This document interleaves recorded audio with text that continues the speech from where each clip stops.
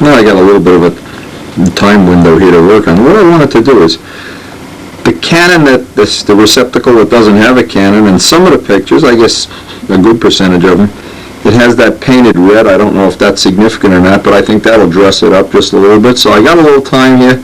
I want to work on that right now.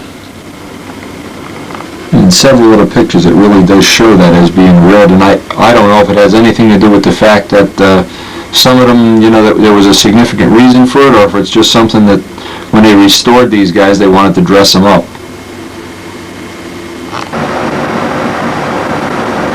That is what I always try to figure out as far as even time management goes. I didn't have a lot of time here, but I did have a half an hour or so that I could work on something. So I try to look around for a job. I didn't want to start on the props or the spinner, but I do have some time I can dedicate to this. So this, and I wanted to put some yellow striping on the tail hook. I had seen that in some of the pictures, and it looked like it would kind of sparkle it up a little bit, dress it up. I don't know what the right word is. Is what I like about having all these little touch-up jars so handy. And as soon as this dries, we'll give it an hour or two, I'll hit it with a coat of clear.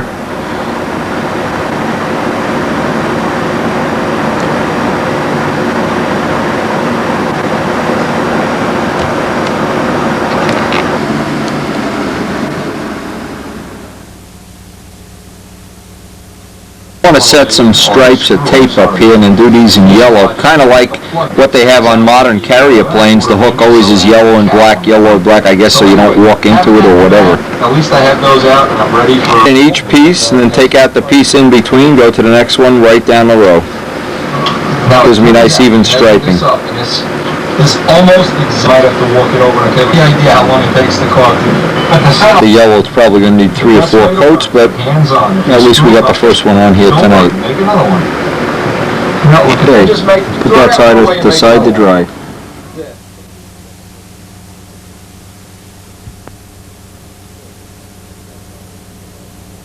This is just for you, Noel. This is a semi-scale Stuka, Noel, and you better build one. By the way, that idea you had published in Scott Smith's newsletter, the idea for lining up thorns, that's an excellent one. Look forward to seeing that in Pampa. That's excellent. Not me.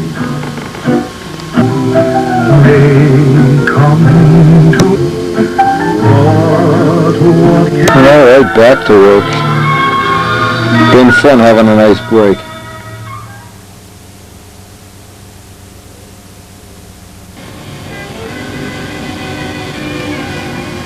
Now today, Ed Gallagher sent me this in the mail to run a little test on, and I opened it. I have to be honest with you, I opened up the box, and I'm saying, well, there's only a third of a can in here or something. They cheated us. It isn't. These cans are full.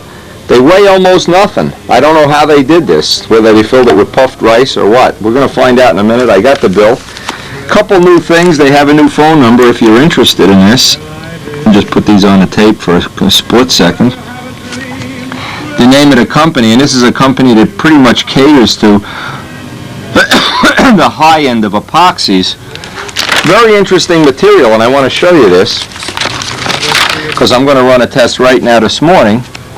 It's made specifically that can be sanded in 2 to 3 hours, totally non-toxic, and the weight is 6. Wait a minute, I saw this here before. It's a 2-to-1 mix. It's thick Searfire, it means it doesn't run.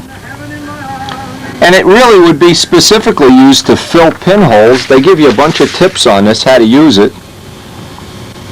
And what I want to do, as I always do, you know, talk is cheap. This is what burns up a lot of people about the way I work, and they get aggravated, is that I don't want to go with all the hype. I like to run a test. Talk is cheap. I want to mix a little batch of this up this morning before I start working on a plane. Make a pretend fillet, make a little test, and let's see. If it works, great. If it doesn't work, hey, no problem. Oh, it's I say this over and over again, I'm amazed, is when you pick up the can, you can't believe there's anything epoxy in here. And of course, an awful lot of people like to make, if you want to make large diameter fillets, epoxylite is one of the common ways of doing that. And there's so many downsides of epoxylite. Paint really doesn't want to stick to it. It sands like chewing gum. Whatever the complaint has been of people. Of course, some people, Mike Rogers in particular, does make real nice fillets with it. It specifically says in the directions that they give you with this, specifically says it's made with a formula that paint won't shrink away from it. So I'll be real interested. See, this is the thing. And if it doesn't work out, you know, what did you lose? You run a little test, or you spend some money, or whatever. You buy a video, whatever. Or you steal a video, even better than that. Ooh, look at this material. Looks like Dairy Queen or something. Anyway, we're going to find out if this works right away. Now it specifically says this is a 2-to-1 mix. You can see it's color coded, so you can get a good clue as to when it's totally mixed. It'll become a total light brown color. What I'm going to do is get two pieces of scrap balsa wood and make a pretend fillet joint. Make a fillet, and when I get back from the shop today, see if it's cured out. They say 2 to 3 hours before you can sand it. See, one of the things I never liked about epoxylite myself, the reason I don't even have it in the shop, I don't think, because I really never was happy with the way it sanded. I was never happy with the way it cured, and plus it weighs a ton. And every time I've seen some fillet popping up off it, I've gotten less and less enthused about it now. Again, this may be worse, it may be better, maybe it's no different at all. But if nothing else, this stuff is light. And I know people like Noel Drindak who always want to find something a little more high-tech or better or whatever. You know, if we get a hold of Noel, I'll give him a little sample of this and let him check it out. If Aaronstein's down here with that mosquito. Okay, you always want to mix any epoxy, even after, they say on a can, 2 minutes after you think it's mixed, keep mixing it. Also, if you're filling in pinholes, you can just scrape it on with a spatula. If you're making a fillet, you should do it in, thin layers. Each one doesn't have to dry. The reason is you don't want to trap air in the pockets, make air pockets in it that would weaken the joint. Okay, that's a nice consistency. See, that'll stay on vertical surfaces and everything. So let's make up a little test piece. Took 2 pieces of scrap wood, nothing special, CA them together. A good way to make this type of fillet, if you like big fillets. Take some of the material on a 10-6, by the way, works good. I don't have any 10-6s here. You can make it fancy by putting tape along the edges. Well, for the purpose of this test, we could just plaster some of this in here. By the way, one of the people that's real good about using this, and if I was going to use this, my choice would be to get old Mike Rogers over here. He really makes some nice epoxylite fillets, and he seems to have better luck than I've had making them. Now here's the whole trick. Not that you're going to use this, but if you press down hard enough in a fillet, you'll catch 2 edges of the prop, and you'll have 2 completely clean lines. Now from that line, let's get a razor. Actually, we should get a spatula. Let's see if you can show this up close. Now from that line, of course, if you have masking tape, which is Mike's technique, you can scrape most of this away. You can use one of those little spatulas. I just have really been frustrated at times using this method.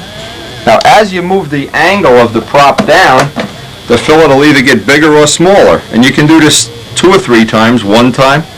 As you lay the prop down, the fillet gets bigger. As you press more on a 90 degree, it gets smaller. But after 2 or 3 pushings, or shavings, or whatever you want to call it, what happens, you press out all the air and you get a really good bond. And now the material that comes out the edge is very minimal.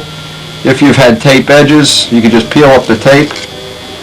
Now I'm going to try this without wetting my... Normally now, if you had an epoxylite fillet, you'd wet your finger down with acetone or something and press that down, or whatever, but I'm going to let that dry. I'm going to be headed out to the shop for a while, get back from the machine shop, and see how this hardens up later. Again, I'm a believer in don't believe the hype, don't even believe what's in the paperwork.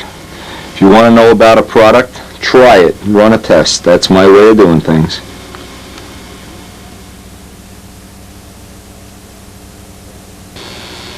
Now what I did get done today, and just one of the days that nothing ever went right. More problems upstairs with the wife's poor health. Anyway, you can see what I did. I just kind of knocked this down very lightly. And I was racing. You can see I don't have a complete sand out over the letters. I was being real delicate. But before I put any more dope on this, and I really hope 1 or 2 more coats will be enough that I can start bearing down on. What I wanted to do, I wanted to get another coat on this. We're looking at a rainy weekend, and I thought, well, at least I can get 1 more coat of clear on this. Now, the mainframe's been drying up, and that's going to be an all-day job to sand that out, so I won't even start working on that today. But this will give me, now there's a method to my madness, and it has to do with time management. This will then at least be drying up by a heating vent for the day or 2 days that I do the sand out on that. And there's a good method to this. If everything gets painted on one day, then what happens is the next day you don't really have enough time to sand it out. So what happens is you'll wind up losing time. So the best of all worlds is, well, one day one is drying, you could be sanding that one, this one's drying, sanding that one. Now we have 1 more coat of clear on this than we do on that, so that should be 1 more coat away from at least knocking it down. We've got it all dulled out. It dulls right out with 1200 and M600, but at least then I have some parts. I'll always have something to work on. I won't come down the shop and I'll have both things wet and I can't work on them. So it gives me an extra day to have this stuff up by the vents drying.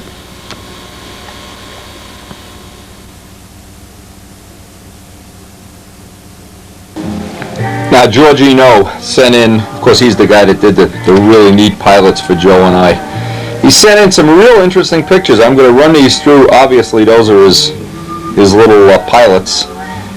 This is a model that he made. Now, keep in mind, George is a professional model maker. That's what he does for a living, so it's not unusual that he has a skill level that's, real high. This is a model. I'm just going to read this real quick. It's carved from solid basswood, and there are no decals. And just take a look at the craftsmanship. If you look at the little, whatever you call it, navigation light, the little light in the cowl. All hand carved. It's not a kit. It's not a prefab. 1/24th scale. Now he's done, as far as I know from many conversations we've had, he's done some work for museums. Obviously right at the peak. I just love the little step. Look at the step. Maybe you can make one of these for Dick Carvel. Notice how he airbrushed in the canopy. Really nice. Actually, this is a very interesting thing as far as I'm concerned. It's difficult to do it in full size, let alone in 1/24th. And he also makes these type of models. This model has titanium gear, got little racing planes. Notice there's no lead outs. The lead outs I can't really understand because I'm not a racer. They obviously plug in or thread in through the wings somehow. Maybe it's monoline. I don't even know. I can't figure out the way they do that. The little team racers or whatever these are. Notice the way they mount the engine. Where have we seen that before? And a little picture of George's workshop. And believe me, George, Joe and I both absolutely love our pilots. I had spoken to George on the phone the other night, and I was mentioning to him that Joe and I were considering doing I-beam Mark 21s, late model Spitfires. And George said he was sure that one of the old magazines had one that was an I-beamer, so he dug this. This is the kind of friendships I love. He dug out the magazine and mailed it to me. This is a 1968 flying models, and believe it or not, whenever I look through this, I looked through this while I was having some lunch before, it just blows me away. Props are $0.25, glow plugs are 10 cents. It's unbelievable. But it's a really interesting article. By Jack Sheeks, of course. Let's see if I can show some of this up close. Some of the pictures. And it's now I'm still waiting. There's a couple people have told me they have plans to Charles Mackey's Spitfire. Certainly I'll swap a set of our plans for them, anybody's interested, but this looks like a really neat plane. Notice how he did the squadron numbers, AMA. And of course I really do enjoy looking at any old magazines. I have a pretty reasonable collection, but I certainly don't have anything like what John missed because some other people have. They have virtually everyone in order, in storage. It's unbelievable, but it's always neat to look at how, you know, the tradition of the event evolved and how this involved. And actually the story of this, I won't go into it, but it's kind of a unique story. If you ever get a hold of the magazine, read up on it. They had an event basically half scale and half stunt, and that's what he built this plane for. Now, Joe and I had an idea, and this is not what we had in mind of doing the strip ribs. We wanted to lay out, this was just a thought, make the spar out of carbon fiber, a molded carbon fiber spar, and lay out each individual rib. Joe has the technology to do that right out to the end of the wing. Every single rib, there'd be 30 ribs or 28 ribs in each wing. And of course, use exactly the same wing shape as we have, since we feel it's a proven or something not experimental anyway. Anyway, a neat old magazine. If anybody's got that magazine with Charles Mackey's spit, we'd sure like to share it. And again, it's not the thing I do best is collect magazines, but there's certainly a lot of neat. Look at Sheik's, how young he is. And I've been to Sheik's house many times. We used to have the team trials, and on, I guess, Saturday night we'd go to Sheik's house. He hosted the team trials many times. Really one of the coolest guys. I don't know how. And plus, Aronstein, in case you haven't noticed, he designed the Mosquito that you're building. Cool guy, cool plane, a lot of neat stuff. And I just love looking at the old prices and stuff. Blows my mind. I lived through this era too. Kind of a neat plane. Anyway, I want to go get some clear on those parts. That's about all I'm going to be able to get done today. Spitfires.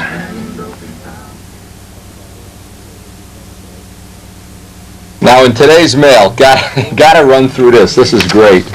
These are pictures. Joe Ortiz went to Puerto Rico, and the F2B team, the official Puerto Rican F2B team, I'm going to read the captions Joe wrote. Photo 1 shows from left to right Alberto Haber, always the busy businessman on the phone, next to Juan Carlos and Peggy. And they met him at the airport with these signs, like as if, you know, like Joe's a millionaire or something. And notice, this is Peggy and Alberto at the seashore. Just notice one thing, all you lovely video friends of mine. My wife and I can't afford to go to Puerto Rico. Ortiz, you must be doing something right. A terrific meal with great friends at a fabulous restaurant. Now, this is funny. I don't know if this is Alberto or Balumbo or whatever his name is. He is the coolest guy. He doesn't speak English. And he got to fly Strega, and he couldn't explain to me if he liked it or didn't like it or whatever. I'm still not sure if he liked it or not, but and he was just talking in Spanish. He might have been saying, "Oh, that windy, what a putz." I don't know. Okay, number 4. This photo shot at the club flying site parking lot in San Juan Baseball Stadium. Look at this, 2 guys flying combat with stunt ships. Now another thing is, this is what I was interested in. Alberto is a master. This is Alberto. Okay, that is Alberto. Alberto's the guy that got to fly Strega on the video. Alberto is a master machinist, and the Puerto Ricans have no problem getting custom-made parts from him. He thinks he is the Randy Smith of Puerto Rico. Here he is showing some of the mufflers he's manufacturing in Puerto Rico. They're very light, beautifully fitted. You practically cannot see the seams. He tells me he'll be having them for sale in the near future. Hey, I'll take one. By the way, he is supposed to be an excellent machinist. Okay, this is Jim Borelli. We saw this. We had the bones of this on one of the videos. He's obviously got it in silver, ready for VSC. He's got a box made. Number 6, back in New York, Jim Borelli shows off his T-Bird in prime and just about ready for color. He's a wonderful craftsman and a true flying buddy. Yeah, you got that right, Joe. He's okay. I don't care what Debbie says about him. Okay, let's get number 7, Flushing Control Line Association at my place, planning for the 1997 season and waiting for the stripper to arrive. Oops, that's not supposed to be in there. It was a good time and a lot of people accepted assignments to spread the work out. Mike, Betty, Mike Rogers, Mike Savino, don't have to go through all the names here. We all know who everybody is. Number 8, I'm in the process of building an Ed Southwick Skylark. A lark. Plans drawn by Bill Biles, and I would like to mention that there is a kit by Ken Smith with excellent wood cut to precise tolerances. This kit has been a pleasure to build, and I did not have to replace the wood, but what really makes the kit are the excellent plans by Bill Biles. The photo shows a simple fixture for holding the flaps elevated and rudder while painting them. They are just scrap balsa blocks with 32nd plywood tabs, similar to what Bob Martens has made us, which keeps them straight and prevents warping while the dope dries. These plywood tabs then fit into the hinge slag. It works great. Joe, thanks for the pictures. I'll get them right to Larry today. I'll get them in the mail so he doesn't forget to publish them. Thanks a lot, Joe. Let's get outside and paint. It's getting dark already. Getting cold, too. The amount of material we have left to put on the plane is, I don't know, maybe I could really maybe squeeze 2 coats. Oh, I still have what's in the gun, too, so I really have a little bit more of this. That's how much material is left.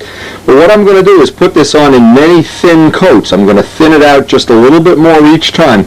Into this mix, I'll probably put 4 ounces of thinner each time I go, and of course 3608S, not V3608. Each coat will just get a little thinner, a little thinner, and a little thinner, and a little less pressure.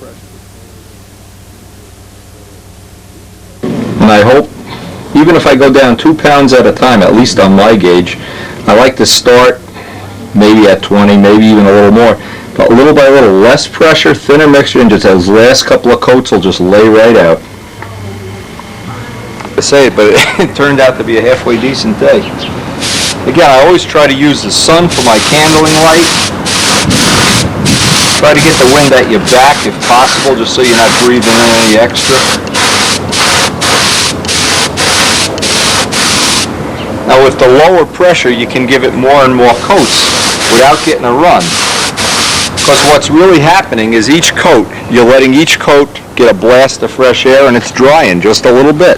I just want to see if I can capture that on the, so you don't know how efficient this is at capturing it, but I know up at that spray seminar at Scott's, I know that's one of the things that people always have a real problem with, is just figuring out how thick can I make the paint and how much pressure. And if you get that part right, the rest, as these coats get thinner and thinner, less and less pressure, we may even get 3 coats out of this. I don't know. You can put all the thinner you want on. You just can't put any more paint.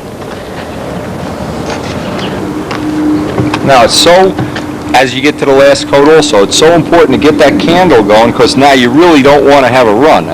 From this point on, a run is a pain in the neck. In the beginning you can sand them out real, it doesn't matter. But now I'd like to get these coats to just lay down. It'll minimize the amount of time I have to sand. I do all the edges first. All electrosets, all the ink lines. See, and that in itself is half of the trick. All the edges.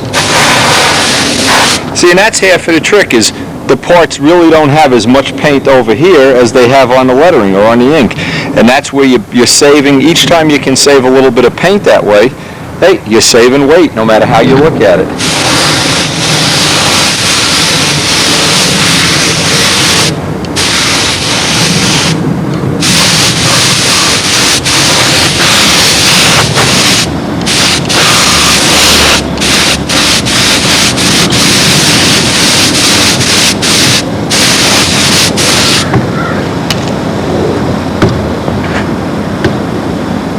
Get a little idea how that's laying out. And once you can get to that point, you're really minimizing the amount of sanding you have to do.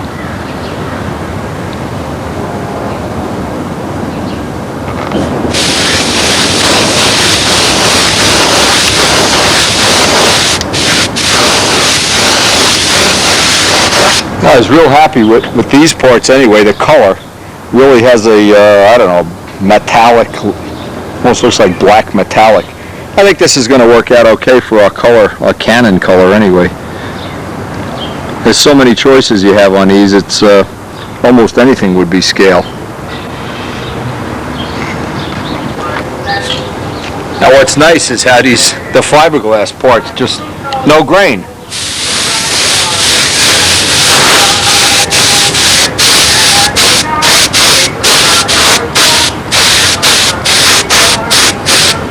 Another thing too with the fiberglass parts, the thinner doesn't hurt them, even if you make the paint overly thin.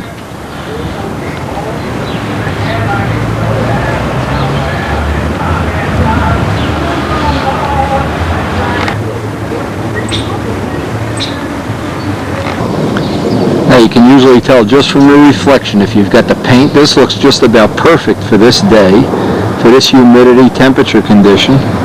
It's just flowing out really nice. One thing today, at least, the crows aren't mating. We were in the middle of the crow mating season the other day. Feathers were flying, bird parts were flying, crows were crowing. Anyway, this looks real good. What I've been doing with the canopy, I've been painting the inside, letting it dry, and then bring it outside, put it on that roll of paper towels, and paint the outside. But both sides need to be painted because obviously some oil is going to work its way in there eventually. As I said that a bunch of crows flew overhead, I can hear them coming. Anyway, I guess there's no point in putting a whole lot more of this on the tape, but if you keep that in mind, if it looks all orange peely, you know you have too much pressure and the paint's too thick. If you have runs, you know it's too thin and you have too much pressure. So if you can balance that, or if you need to get a copy of that Scott Smith spraying video seminar, whatever the hell you want to call it, that had some good information on it too. But when it looks like that, you know you're going to minimize the amount of work you have buffing out the plane.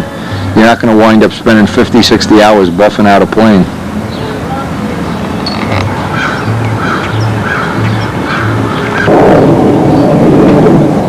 I love the way these colors look in the sun. They really do. They really do look prototypical.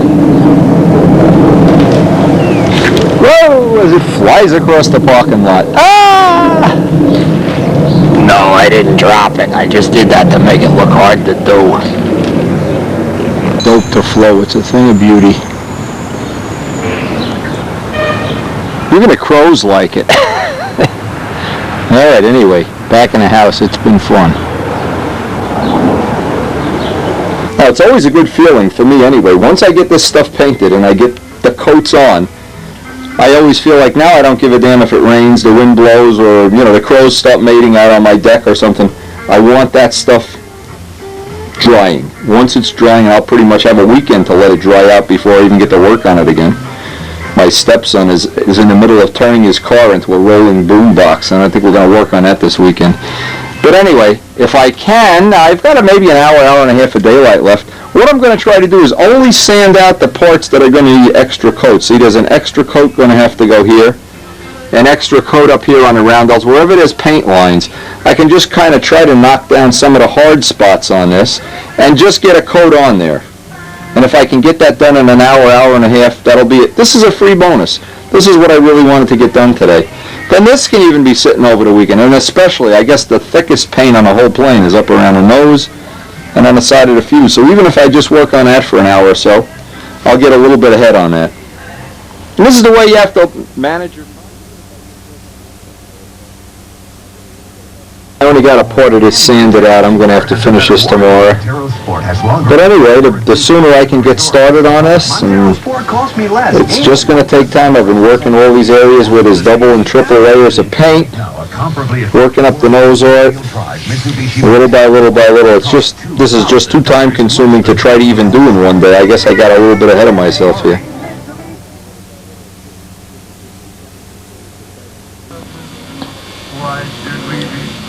Now last night what I did, and I really was happy the way this worked out, I had about an hour or two. Well, I got the whole fuselage done. And I'm finally, at last, satisfied. This is kind of getting flat. Back here, this is going to need some real extra. The yellow is very high. The yellow took 2 or 3 extra coats, especially over the black. So I don't want to sand right through, but I've already hit spots where I've cut through the ink lines. I've already hit a spot like right in here where I've gone through the paint itself. There's a couple little spots in the fillets. I tried to get right in on the fillet with the rubber tool. Anything that even looks like a bubble, put those pinholes in and some thin CA. Around here you can see I've been real careful. That kind of a joint, you really don't want to start cutting into that joint until you get all the clear on. Again, I'm just looking around now. I got up nice and early this morning, and this was a real last-minute decision. I listened to the weather. They said it was going to be 60 degrees out there today, so I said, ooh, if I get up nice and early, I may be able to finish the rest of the sanding on this. Even if I don't, I'll get a little bit ahead on it. And this will be the first real sand out of the wing over the stripes, all around these corners and edges. But now this has dried a whole extra day. The other stuff, the paint is drying up, so now I won't have to work on this. This can sit here for a couple of days, even if it takes me 2 or 3 days to work on that. The whole deal here is you always want to, at least I always think, always have something drying while you're working on something, and if you can give it that extra day to dry, it sands out so much easier after that extra day. Just a piece of cake when it dries. And one thing I always try to do, whenever I'm going to use this much M600, always have a fan on to blow the fumes away. I really don't like breathing an endless supply of these fumes. And it's getting warmer by the minute. I hope we're going to get some of this done today. See, this is always part of what a lot of people seem to be able to pick up a little, I don't know, little idea off the video. Craig wants to work on his car today. Well, you know what? If I waited till 10 o'clock in the morning to wake up, the day is shot. Time I work with him a couple hours and time something out and do something for Karen, I don't get anything done. But if I get up this morning, 6 o'clock in the morning, hey, the family's not even going to be up for 2 or 3 hours. I'll have a lot of this sanded out by then. I might even have some clear on it. And I'm actually 1 day ahead then. Now usually at this point, flat surfaces like this will sand out real quick. But I really like to take my time on all these angles, corners. That's where the time, it just gets very time consuming. Now if you can get an idea how, even the sound, how rough that is, because it's orange peely, we put that paint on. Let's see, that's 2 days old, so it's kind of hard now. It's decent. And the part that's sanded out now, if you see these little shiny spots around, this is how I want it to look. No shiny spots around the ink. Here I got some shiny spots. Here, this needs to be sanded a little more. Sanded a little more. So I'll go back over this now. Another thing too is at this point in time I buy a whole sleeve of sandpaper. I don't fool around trying to use one piece of sandpaper to do the whole clear. Because what will happen, and you can look at the piece we just used, when the paint is new, relatively new, now this is not always true, but if you go to sand paint that's 2, 3 days old, even a week old, it'll kind of just gum up the sandpaper a little bit. Not terrible. It won't make big chewy balls. But if you let this dry a week by a heating vent, this will powder off. Now, another thing too you can always do, and I'm just going to show, this is dry. If you sand with no lubricant at all, watch what happens. And I do this from time to time too. Now the problem with this area right here is, and I don't know if you can see it, when you spray this with another coat of clear, you're going to have sanding scratches coming through. So you want them the minimum amount. You don't want to do the whole plane like that. If you do corners, I usually do the corners, the edges around here. But big flat surfaces, I always try to do wet. Now, if you really don't like, if for some reason you don't want to use M600, you can't buy it or find it or whatever, Windex is a good second choice. But again, you only want to do a small area, keep it dry, wipe it dry right away. Don't just let it sit and run underneath and make stalactites or whatever. Once it's all knocked down like this, hey, it's going pretty good so far. I'll just see how much I can get done today until Craig gets done. Now actually the paint's cutting real nice even though it's relatively new. Again, it's not even a problem even if you cut through. I've cut through on the top, gone through a couple of ink lines. When you go through a couple of ink lines, you know you've got that minimum amount. That's your telltale sign. You're on the edge of the cliff. So what I'll do is when I'm all done with this, I'll touch up all the ink lines, any little spots where I sand through, touch them up. Then I know I'm putting that last coat or two of clear on, and it's paper thin. It's super veneer thin. When you do what amounts to be decoupage clear, you put a whole gallon of clear on a plane, well, what happens is, yeah, you don't go through in as many spots, or maybe you don't go through at all, but you've got a 14-ounce finish instead of a 7-ounce finish, or a 10-ounce finish, or something.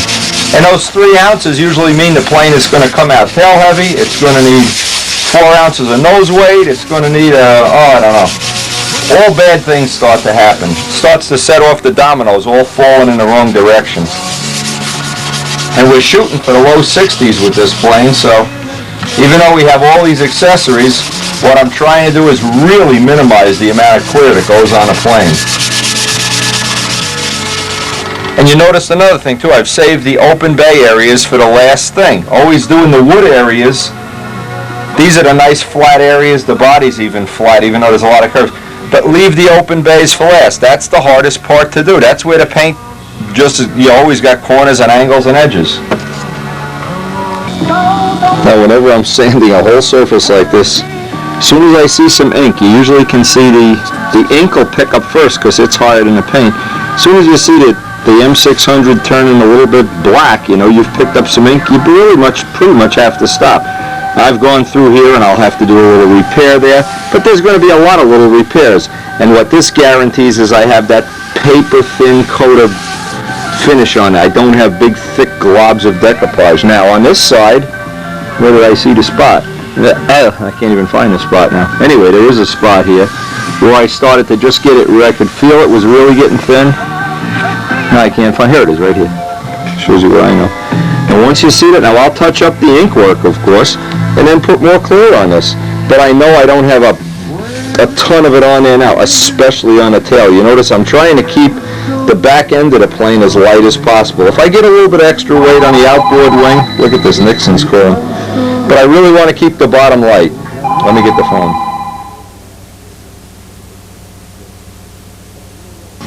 Okay, now I feel like I put this last couple hours to some real productive use here. I got the whole back end, the fillet sanded in.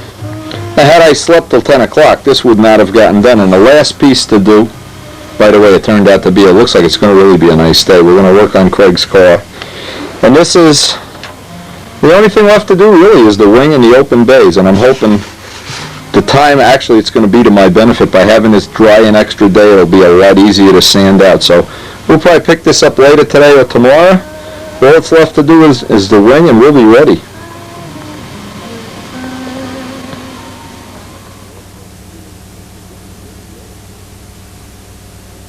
Thomas Round sent this catalog in, and I have to just get this address on the video real quick.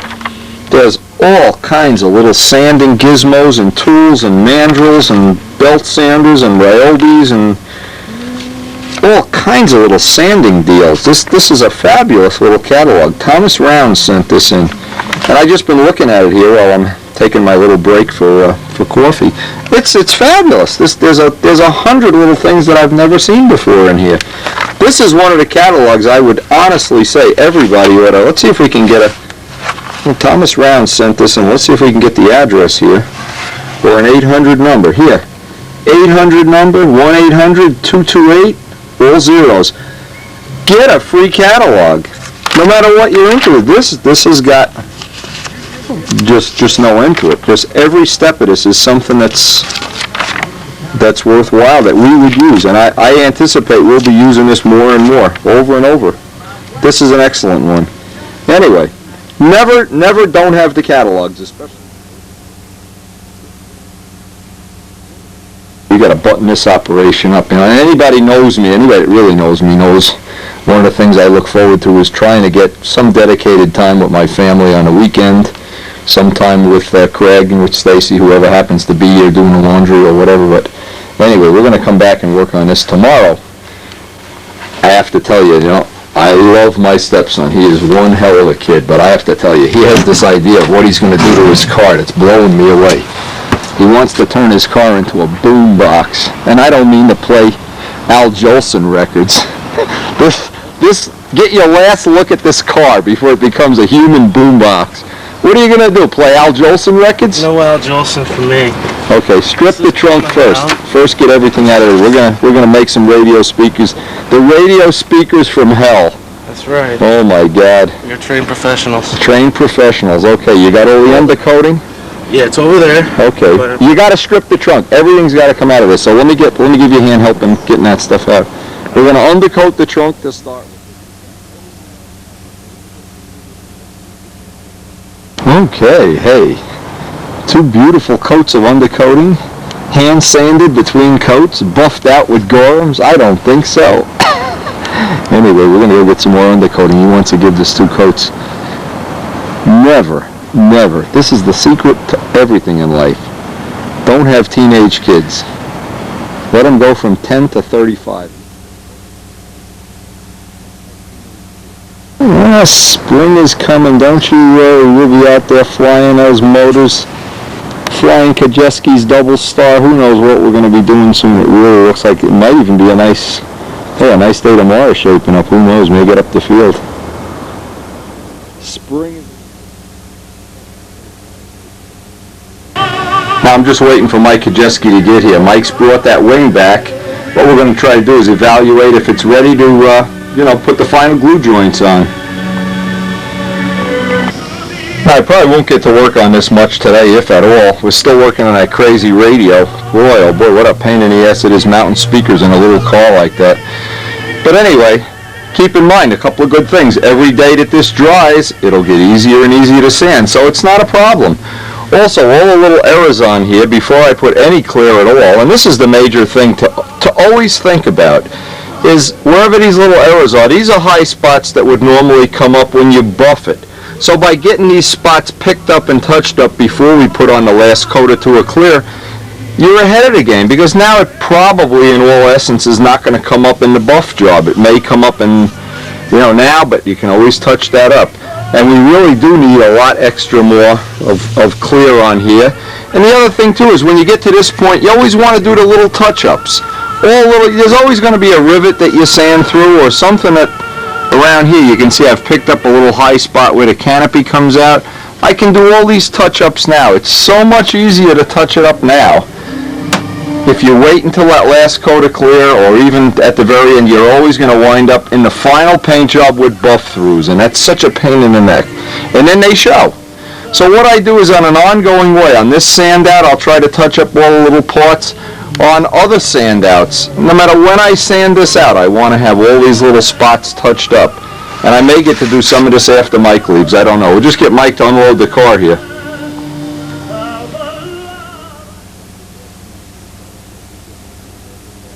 Some things from this Thomas Rounds catalog that I found real interesting. They make very usable, and I'm going to try to order some of these and see if they're usable for what we're doing. They're called contour sanders, that they get into all these little very fine paper that get into all little fine grooves. I'm going to ask Mike about this. Mike does this kind of stuff for a living. He might even know if this stuff is usable or not. Everybody probably knows about flap wheels, spindle-mounted flap wheels, and these are super handy, super good. And I was even thinking of some of these things, if I can't use them in modeling, there's always something. Having these catalogs is so important. There's always something you can use it for. All these flutter sheets, and I don't know that we could use these or couldn't use them. I don't know. But they're kind of on the inexpensive side, and when you find one thing that works, here's flexible pneumatic sanders. You don't know what you're going to, these kind of things, little chiseling tools, all kinds of little goodies here. Now these I thought were real good. Hand sanding plates, little things for getting in corners and edges. Now I usually make my own out of plywood, but sanding files. And one thing I am going to get, I've already asked Karen for this when I get, either for my birthday or whatever, is one of these little pointer sanders for doing corners. I'm sure there's something we can use that for. They sell them in Home Depot for under 50 bucks. Sanding blocks. We just got some of these in the mail. Excellent. And they have all different sizes and grits. There's just no end to this. I'm just looking just real quick here while I'm waiting for Mike. So many scrapers. I don't know if we could use scrapers. Here's one thing I'm sure you could use. I'm sure you could use this if you were doing a foam wing with epoxy. You could figure a way of using a roller on a glue jar to roll out the glue. We could use something like this when we're doing doublers to balsa wood. This would be an excellent thing. But again, the catalog is free here. Check this out, a 10-pound bag of sandpaper for 19 bucks. Just the kind of things. This is the one I want, the one with the little point. I think there's some manual detail sand. Again, the thing is free. If you call them up, they usually want to charge you $1 or $2 for a catalog, but you can always get them for free if you play your cards right. Rolls of sandpaper, and I remember sticky back paper that Jim Damerel got was excellent. Again, you got to be prepared to do a little research or spend a little time, but you always get something. There's always something that you can use. And of course, just unlimited amounts of sandpaper. You can shop for price.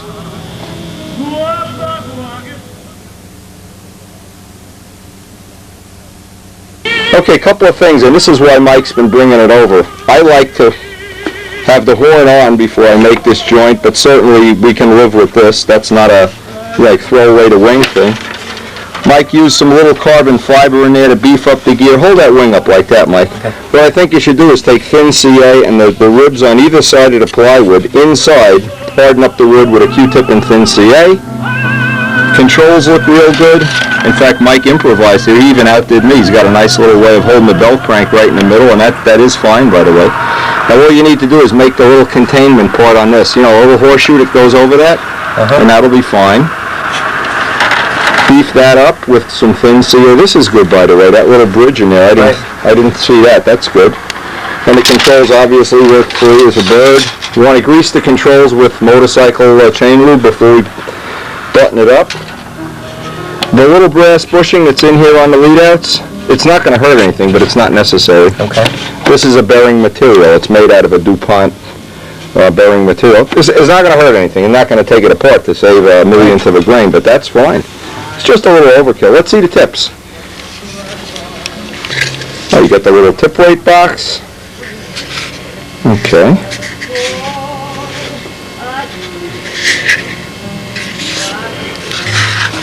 Okay, now let me see this is what I want to see. What are you going to do? Tissue over this? How did you figure to do that? Just put the tissue down here? Okay, then what you want to do if you want to tissue it, if you want to cut this piece of wood out, I'd have to think about how to do that. Because otherwise the tissue sticks here when you loosen it. Okay. So if you do that, it's okay to do that, but you got to leave, this piece of wood has to be out of there. Otherwise, when that tissue gets wet and sinks down, it'll kind of stick in the middle. Right. So what you can do is just maybe make, let's see how much material you have here. Maybe make a 1/2 inch around, like so. So this is open.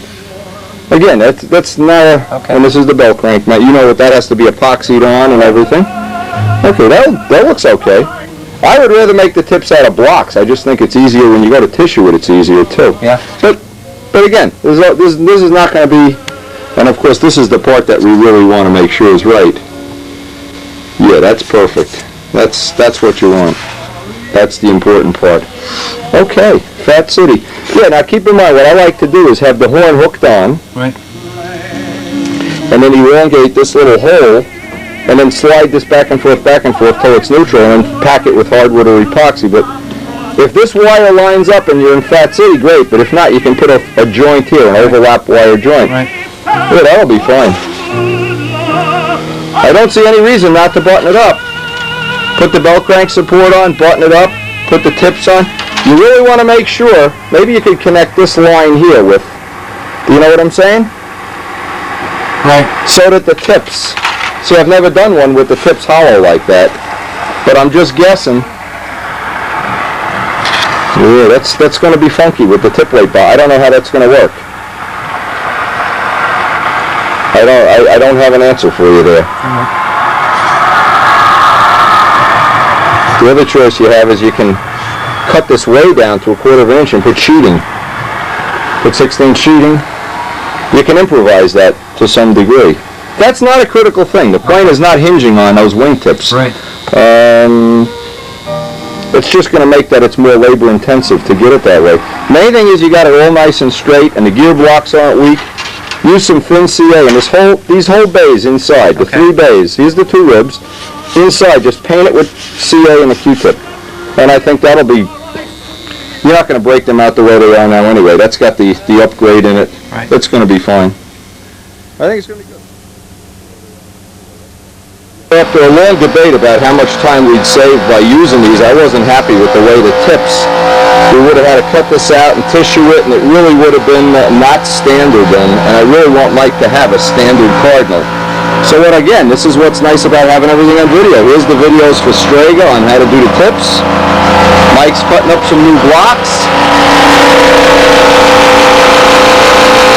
And again, that's the beauty of spending a few minutes to come over and check it every step of the way.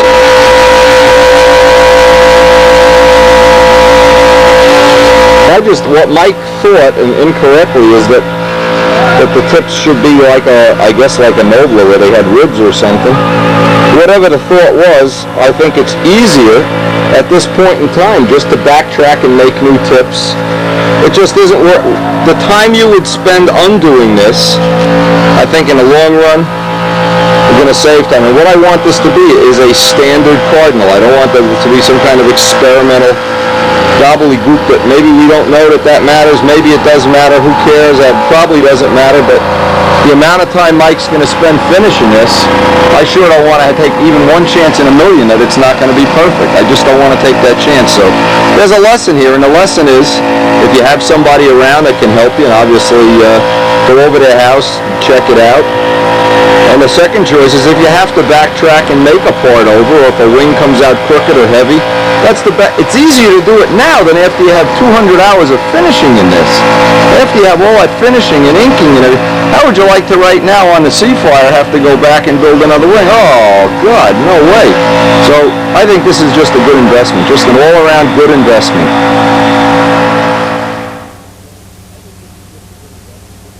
Just one final thing here. I don't know if I put this on a tape. I had Mike box the trailing edge in. See how the grain is going up and down with some 16th.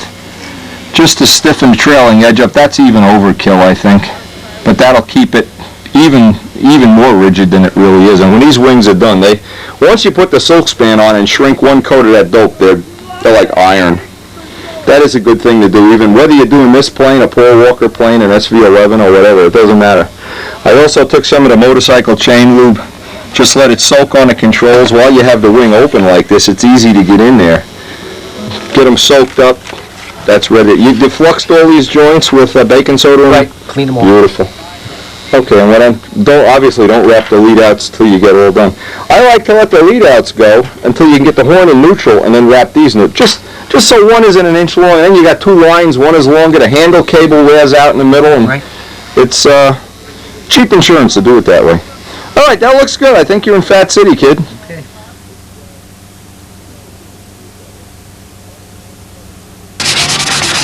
I hope I got an hour or so here. I hope I can get the wing kind of sanded out, because what I'd like to do tomorrow, I got a real good plan going here, I hope. I'd like to get all the little touch-ups done and maybe start getting what I hope will be the final coats of clear on here. Anyway, it's always important to remember when you're trying for that super lightweight finish, if you're willing to just do a decoupage job, you can leave out a lot of these steps, but when you want that finish, that it's super light and you're not adding any extra, you're just basically putting on the minimum amount of clear, the minimum amount of everything. It's just labor intensive. It's nothing more other than labor. You don't have to make it any scientific thing. It's just legwork, arm work.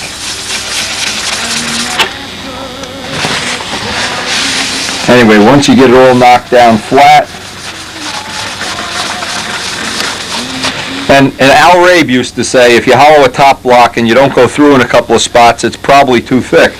Well, my feeling is if you sand out these first coats of clear and you don't go through in a couple of spots, you probably have too much clear on here. You probably have an ounce, half ounce too much of clear.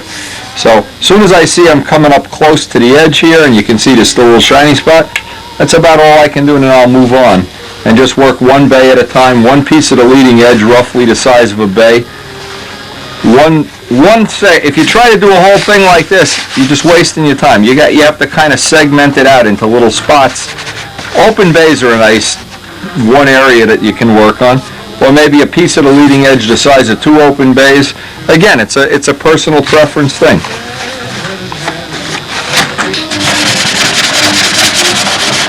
Now another technique that I like to use is when you get ready to do sanding, do it almost like it's aerobic jogging or something. Fool around. What happens is when people go to sand out a wing, they go,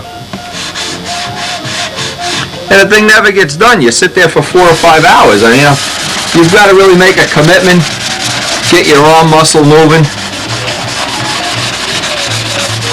Now, there's a sad thing happened here on the leading edge of this. There's a couple of spots that are yellow that look like I got some bleed through. I don't know if I do or not.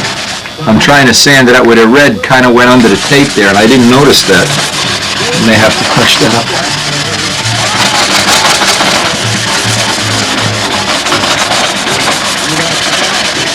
Once you get the technique, it's really just labor. It's not a whole lot different than just jogging. Again, another thing, you don't want to do a whole big area, have this stuff all flooding down. Every time you do it, you want to wipe underneath. A little area at a time. Coming up now, if I tried to get too cute and try to get that last little bit, the odds are good I'm going to wind up having to touch it up. So I'm just going to leave that last little bit and just work my way out panel by panel. Now I know I have what to me will be the minimum amount of base on here because I've sanded through in about 50 spots. Not to worry. What I'm going to have to do is touch up the yellow, back mask and touch up the yellow. 2 or 3 little spots and I'll try to go around these. Also, whenever you go through in black, it's not a problem. You can touch it up with ink. You can see in this lettering job here, because I had put some letter dents in there from moving it and misspelling it and everything. I'll need to fill that up with a couple extra coats of clear. But at this point in time, hey, I guess we're a little bit ahead of the game. And I'll probably get a little bit of this touched up tonight. I'll finish touching it up tonight. Be working on it tomorrow. Now, steel wool is sometimes good, 4-0 steel wool. You got to be careful with 4-0 steel wool. Whenever you use it, it really does take a lot of material off. And you can go through cap strips and edges in a real hurry using steel wool. So if you use it, just use it carefully. It takes quite a bit more material off than sanding does. This is a typical spot that I've sanded through in. That's got to get touched up. I'll be able to outline all the black edges with ink again. A couple of the ink lines kind of deteriorated. I'm just looking, I know there's more spots. We got to fix the walkway up here.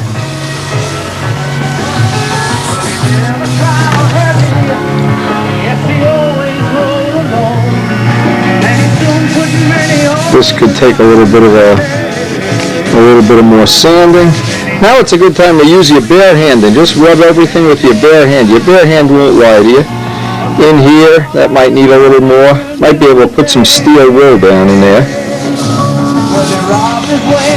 But overall, it looks pretty good. There's probably 15, 20 spots. I got to remask this yellow. This yellow, I don't know if you can see it. It bled through right here, and some red got in here. It kind of looks funky. Wouldn't be a big deal. And there's one letter on here, the X. The X I sanded through so much by the ink lines, I want to remask that and spray that over. But other than that, it's pretty decent. Now we could start putting on the final coats of clear.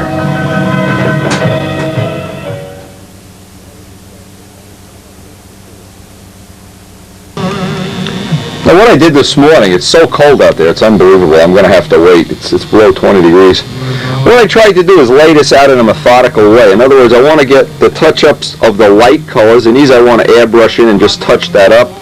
I believe there's one out here, but I don't remember. But I want to touch up all these ink lines. See where I've hit the high spot? And what that is a high spot. I want to touch up all the ink. Up here you can see where I've sanded through around the D. Well, I can touch that up with black ink. Maybe I already mentioned this on a tape yesterday. I want to get all these edges with the very fine pen, and this X on the other side. I got some touch up to do here where I went through. But see, this is what's telling you. Now you know for sure that you have the minimum amount of clear on here, and that's the hard part of doing this. I think almost anybody could just take 2 gallons of light coat, blow it on, and it would be shiny. But making it shiny and that it's 7 ounces is really hard. So this is the part of the job that really gets frustrating. See, right in here, this needs to be touched up. All these little touch-up spots. There's a little spot up here, and I just sit around. Now my technique is I take one panel at a time. I'll take like this wing panel, get all my pens, I got them out there already, and try to make one panel perfect. Then I'll go on to the next panel, try to get that panel perfect. Then I'll lay the plane on its side, mask off this area I have to touch up here. But if you do it in one panel at a time, it's a lot easier than if you just stand back and try to do the whole plane at once. I'll never know. This is where it really comes in handy to have all the touch-up colors at your disposal. Each one's marked so you don't wind up using the wrong one. All ready to go, sitting here. Get the pens going. Oh, this catalog, by the way, is fantastic. I've been reading this every day. Get the pens all cleaned, brand new ink in them, ready to go. And then I can get over here, and this is what really makes this the difference between, yeah, it's nice and it's in the front row and everything and all, and that it's a piece of classic beauty that to me is classic beauty when you really look at it. See, most people wouldn't even notice. Like right here, there's a little spot. You can tell how thin I've got the clear. I'm going through all over the place. But you know what? I don't have the weight either. And now it'll allow me to put, once I have this all flattened out and smoothed out, now that last coat of clear to buff it and sand it, you won't be going through all the high spots. Once you understand that whole, I guess, philosophy or whatever it is, then it all makes sense and you can almost figure the rest out yourself. But if you think the plane should have the same amount of clear on the whole plane equally, as if it was put on with saran wrap, the finish is going to weigh 15 ounces. You only want that extra clear along these edges, along the ink lines, on top of these letters. That's where you want the extra, around the nose art here. And if you do that, you're still going to wind up with that really shockingly impressive finish, and it's not going to be too heavy all at the same time. So it is worth the extra day or two it takes to do this. At least it is. A couple of tricks I've found that may really be helpful to you. When you have what I'll call this a sand through, what you want to do is set the gun pressure to about 15 pounds. Get the mixture really thin. This way you don't get those thick overspray lines. You also want to put on the thin tape just to backmask it. And I'll put a little aluminum foil over this just so I don't get a rough edge. And I want to spray almost up to the tape, but not exactly right up to it. Now while this is drying, see what I did, I laid myself out a little list of how I wanted to do this. So I could sequence. In other words, this can be drying. While this is drying, I'll work on the yellow. While the yellow's drying, I could work on the ink lines, and I'll probably even get a coat of clear on this today. What happens here is I try to salvage as much of the ink line as I possibly can. So having ink lines all over the place gives you a little edge to end your touch-up at.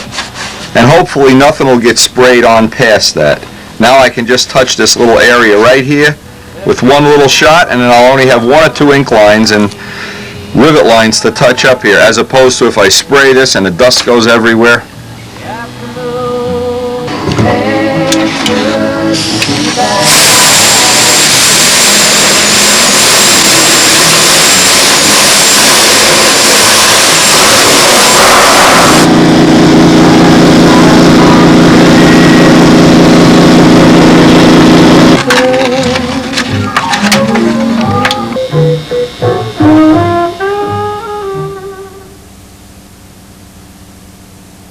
And see, this work, having these little touch-up jaws is so important. There's always little spots where you go through. And once the clear is on there, they become, for all purposes that I can tell, invisible. Sometimes I can't even find the spots. Thank you very much, folks. White, he was in the groove tonight. But the real trick is the ink. Going over it at this point in time with the ink really clears it up nicely.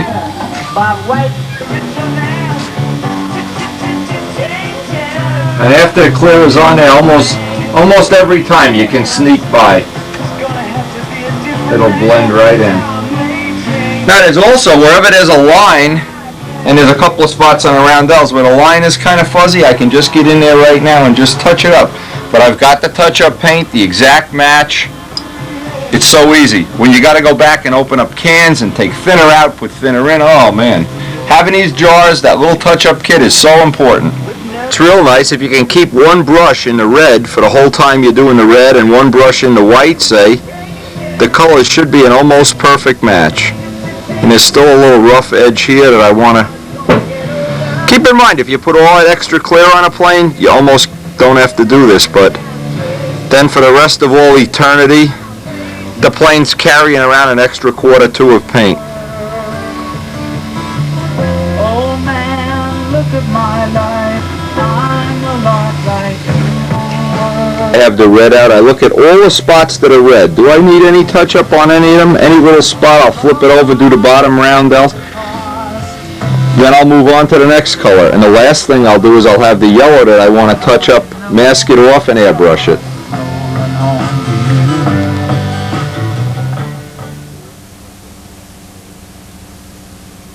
Okay, I got quite a bit of the, in fact I got it all touched up.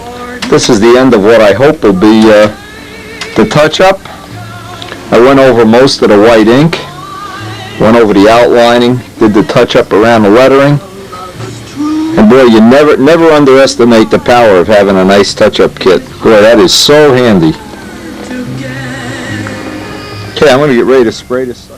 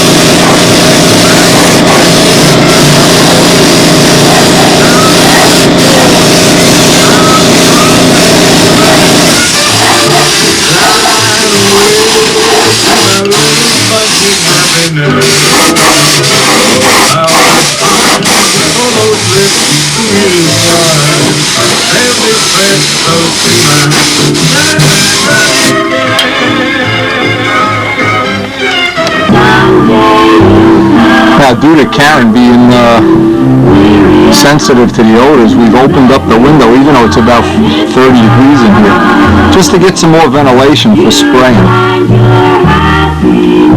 You know, it's warmed up so nice out here. In fact, there's no more ice in the pond. What I did, and it's just an experiment I want to see, I'm going to let this dry in the cold weather since we're not going to work on it for a day or so. Just let it dry in here. The whole idea of this is just to keep the smell away from Karen while she's still going for these allergy tests.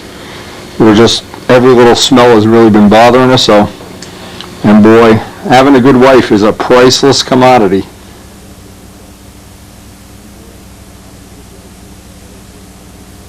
Okay, let's see how you made out.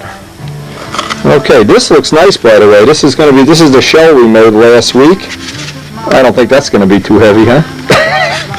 Alright, now we got to trace that line out with a pen. I want you to get a pen that writes out of the rack there and trace that line out, because otherwise you can't see when you cut it. That's step one. Let's see what you do on the body. That looks decent. Well, that we don't have to worry about. This we can get that fitting anytime. Tail looks nice. You got the hinges in? Oh, you don't. You just have them stuck in. Yeah, they're not. Okay, same thing on the ring. Okay. All right.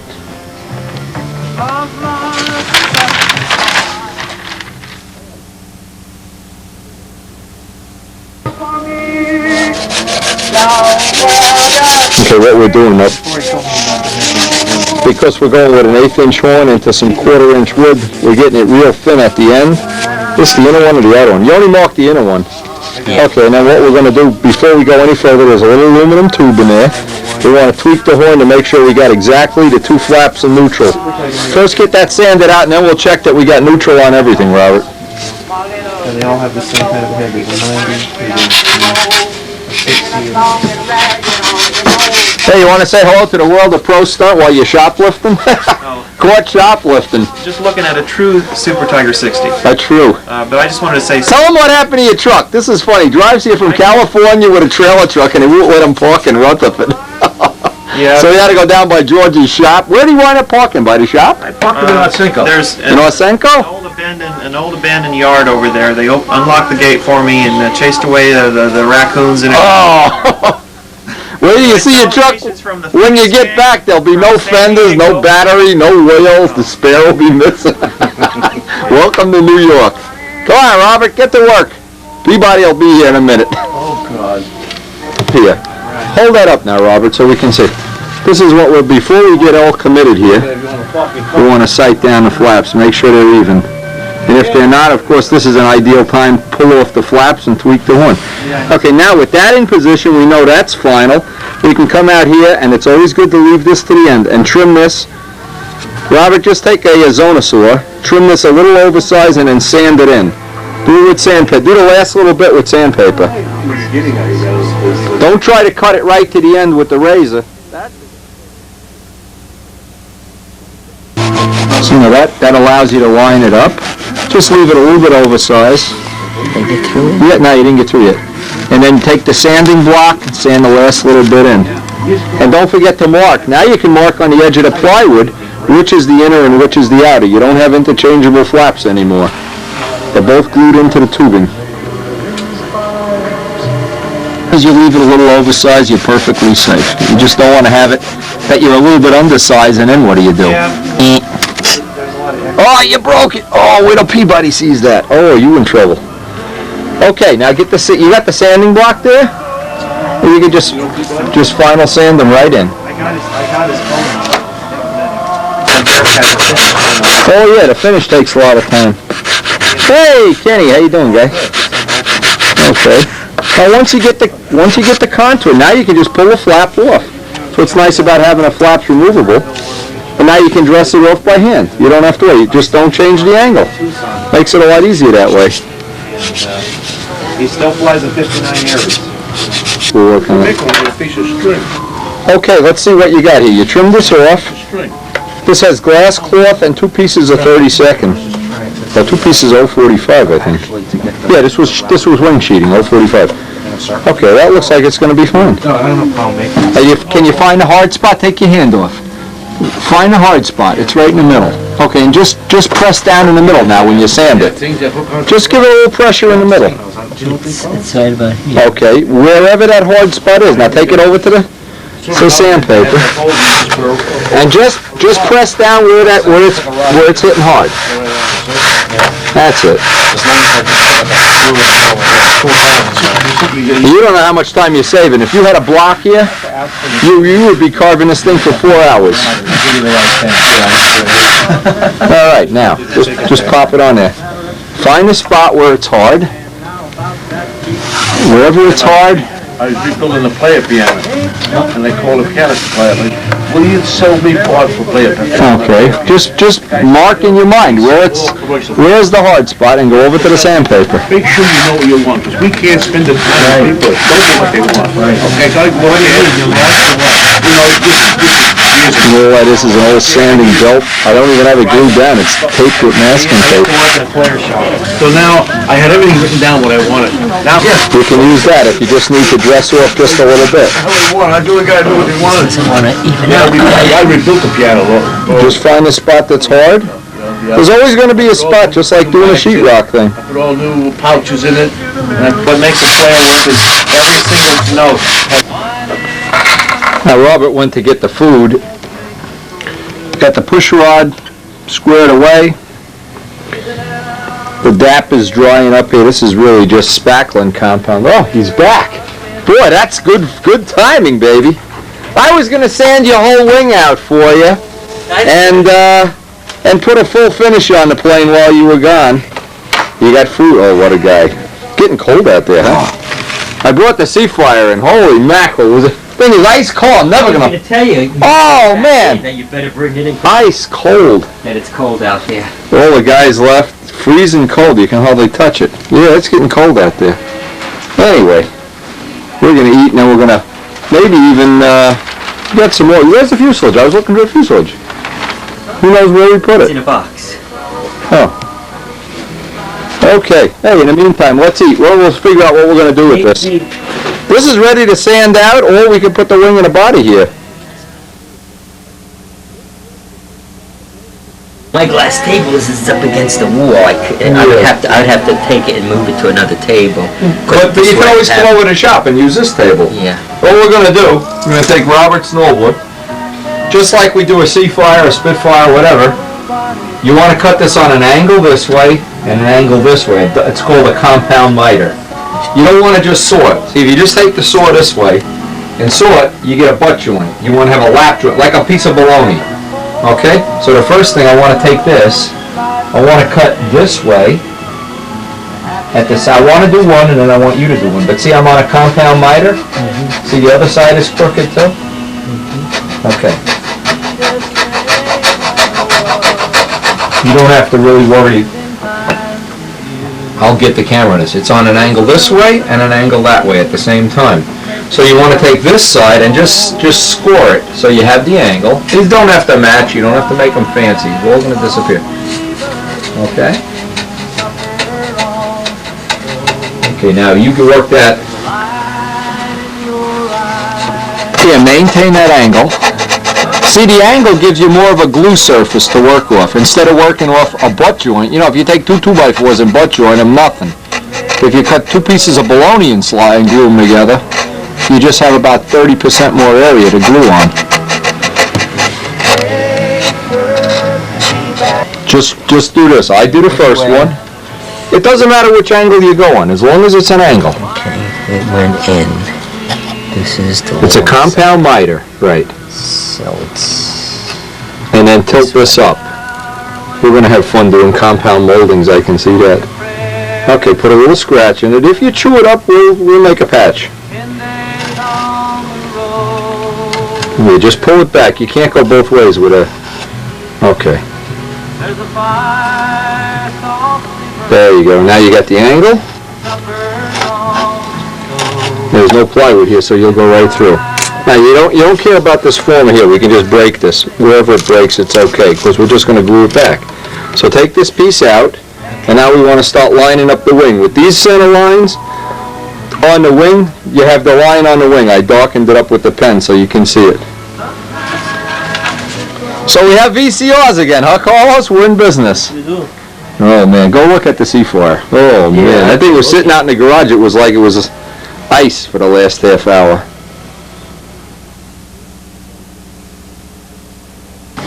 Now, when we went to put the wing in the fuselage here, we noticed that thanks to whoever drew those plans, they're really off by probably 1/4 of an inch. So what we're going to do is take about 1/8 of an inch of material out of both sides here. And what I'm going to do, the easy way to do this is to lay out some 1/8 inch tape along here. We're at least 1/8 of an inch off, and then we'll just Dremel this away. We're at least 1/8 inch high back and front, and the cutout isn't even close. So now Scotty cut the wing. I'm sure Scotty's thing is accurate. So the only thing I can surmise is that those plans are bullshit. And I guess we're going to find out the hard way here. Get some 1/8 inch tape and we laid out some tape just roughly. That's about how much off the plans are. And we're just going to rough cut some of that out of there. Now I want to take the rest off with a block. Where's the block? Where's that block you had before, Bob? It's right up in the front. Yeah. Okay. All right, no problem. It's right here. Right up there. Okay, hold that Dremel tool again. Hold this. Just hold it. Turn on.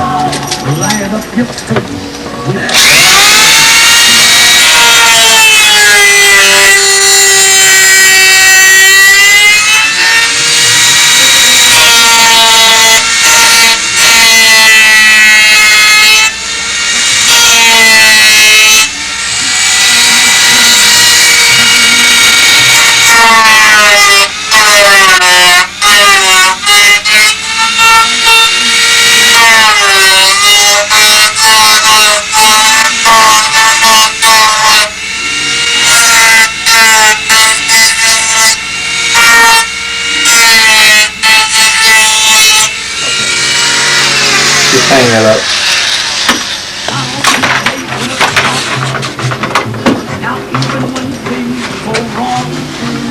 Okay, a little bit more. You're still hard. Right where the plywood ends, it's tight. See, this side is perfect now. Look, Look at this side. See the center line is close? When I press down on that, that's going to, see what I'm trying to line up? Yeah. Okay, but the other side, you got a hard spot. Okay, so we got to find that. It's right at the end of the plywood. Give me that carbide. I want to see if I can get in on that.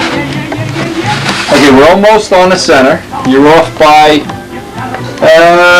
16th now. This side is okay.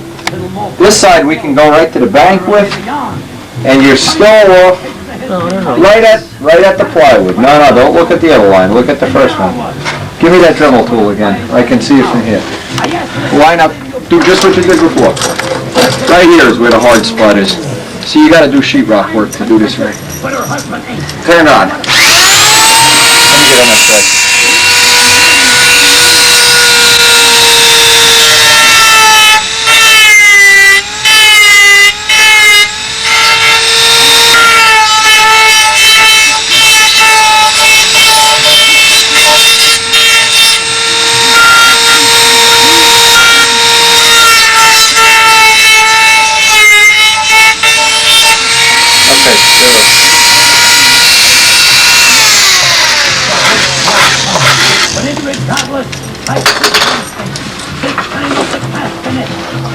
me get on that side. See if the front lines are close. No, you're real close now. How about the back? Right on the money in the back. Now you just got to see the front. Let's see the front. Oh, God, that's beautiful. Those plans are already off an 1/8 of an inch. Okay, now let's get a nice sanding on this. Give me a decent piece of sandpaper there. Loose sandpaper. What's that? That loose piece that's there. Okay. Now, all you got to do is dress this edge off. Get this all nice and cleaned up. Get the shop vac. We'll get rid of some of this dust. Ready to pop this sucker right in. Manpower needed. Let's go. You gonna head? Okay.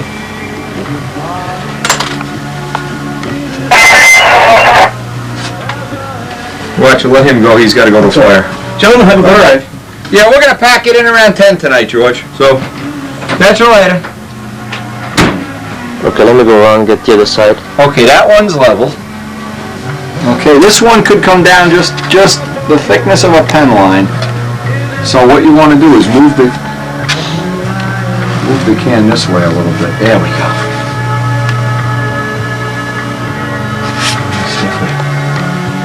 I want some. See where my hand is? I want you to press down on this. Okay, that's good. They go into it because the back was lined up perfect before. Back's okay. Oh, right on the money. My God, that's perfect. Okay, just keep some pressure down there till the glue kicks off. And you will be in Fat City.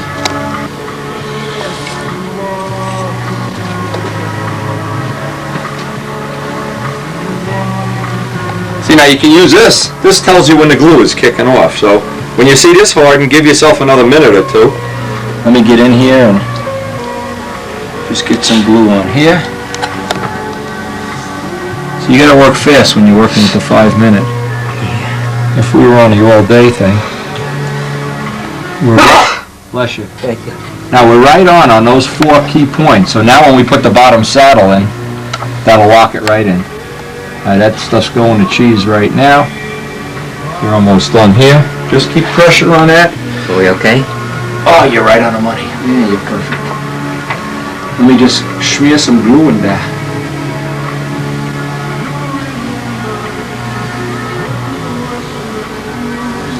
It's going to be nice.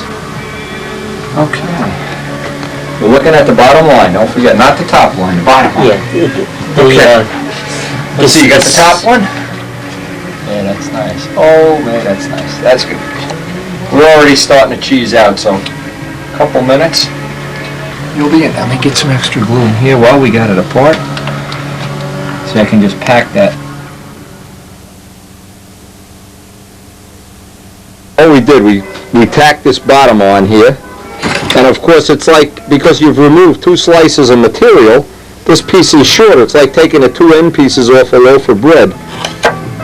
Get a brand new scapular razor, Robert, and trim this all off, and then you can sand these sides while this is kicking off. All like lubricant. Then we're going to make some doublers up. You could rough sand that in.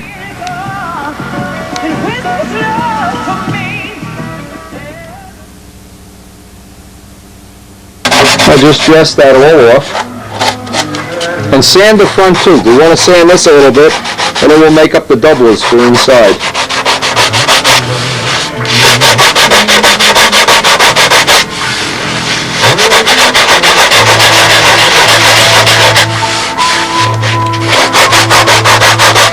This is what really matters. The center line to the center line.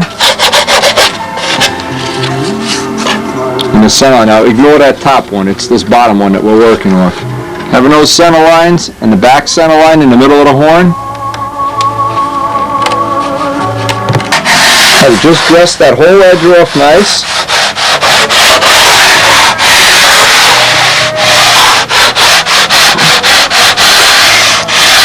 See, that's what's nice about having it glued to the table. There's no way this can be, jump up and bite you now. All right, now we want to make up those little doublers for inside. You want to sand that inside with a nail file. Get in here and sand this with a nail file right in here, just so that the doubler sticks nice. And up here too, the same thing up on the plywood, Robert. Take that, sand it inside with a nail file. Get that nice and smooth. We'll be ready to put some doublers on that.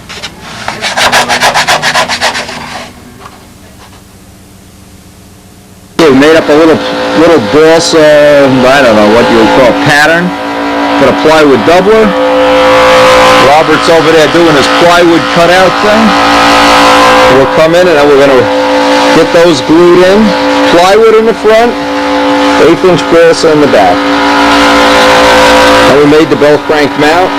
Have this confined with a nice big blob of thick CA. That's in there. That, by the way, you don't want to leave that part out. That also adds to the integrity. It's hooked to the glass in the middle of the wing.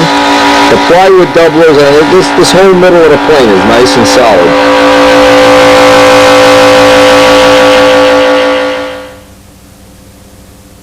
Just let the glue force, that's it. Get the Q-tip to force the glue underneath, around the side, everywhere. Get a couple of layers of glue on there and let it kick by itself. Then we got a little doubler here with the 1/8" balsa. Make sure nothing's sticking up. Now, while that's drying and kicking, you can take your nail file and just get this roughly smooth. Get those four sides smooth, and then we'll be able to break, that's it. We'll be able to break the wing off here in about 2 minutes. As soon as that's up, a nail file is real handy for that. Great.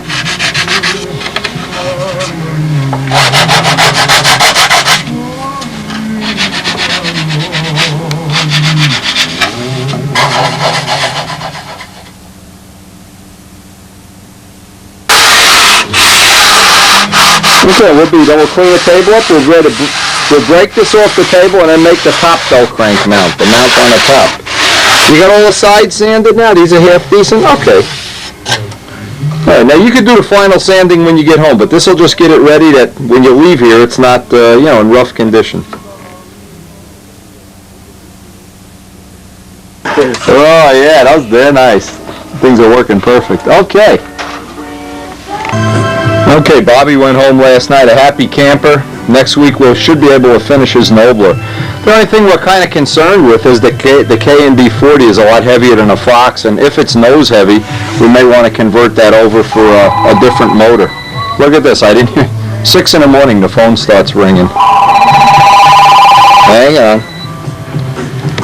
Now last night, I've been trying to do something different here, and I remember back, I've never done this, I haven't done this in so long that I've forgotten the downside of it. I had this out in the garage to dry. Now what happens when you put dope out in a cold environment to dry? It takes a lot longer to kick off, and the penetration you get is a lot better. So obviously this has a little more than normal gloss on it, but there's a downside. The downside is the thinner soaks into things, and you can see right here I've got another bubble in the fillet where this is bubbling up. In fact, it looks like it's got a little bubble here. I'm going to have to CA those fillets down. And see, there's always a trade-off with this stuff, and that's one of the things to consider. Now, because of Karen's illness, we're really not going to be able to paint in the old-fashioned way here until we resolve what's wrong with her. She's got a terrible allergy for everything lately. So rather than push that to its limit, what I'm going to try to do is come up with some different ways of what I did yesterday. I opened up a window here so I have more ventilation. I'm going to get some fans and stuff so I can get better ventilation in here. But basically, that's one of the things I know a lot of modelers are considering is just to make it a little easier on their family. In this case, I see I have another spot here that it's bubbling up. Had I brought this in and put it up by a heating vent, that probably wouldn't have happened. But it's always good to know, and that's the most important thing of all, is to be able to fix these little things in an ongoing way. You can't just fix something once. Want to fill it, and all fillets all the time forever always seem to want to have that tendency when you get them wet with paint, they dry and whoop, they bubble up. But if you keep beating them down, right up to the point even where the plane is buffed out, you can keep putting those little pinholes in, pressing it down, getting a CA to do its job. It's just the only way I know that you can get the job done. Now this side luckily is okay. I haven't flipped it over yet, but I'm going to do the repair on the fillets. A couple other little things I want to look at and check. I check it between coats, and it's warm enough out there I can get another coat of clear on this today, and then I'll be ready for the final. You know, you would think at some point in time you'd be done with this fillet nonsense, but for sure. Now I slit these. This one, the bubble was so big I just slit it. Another little technique you can try, let the CA soak in. Press it in with a Q-tip, that's always a good way. And take a toothpick. Now I've been using a little toothpick here with a rounded tip. I can't find the original one. Just a rounded tip to get a better angle to press down on. Again, you can always shoot a little extra clear in there if you have to. And if somebody ever comes up with a foolproof way of doing this, until then, this is choice 2. And even after the plane has been flown 1,000 times, you may see a fillet pop up. You can do this anytime and then just buff it back out. This is what's nice about having small diameter. If we had big diameter fillets, I'm sure we'd be in trouble now, even more trouble than we already are.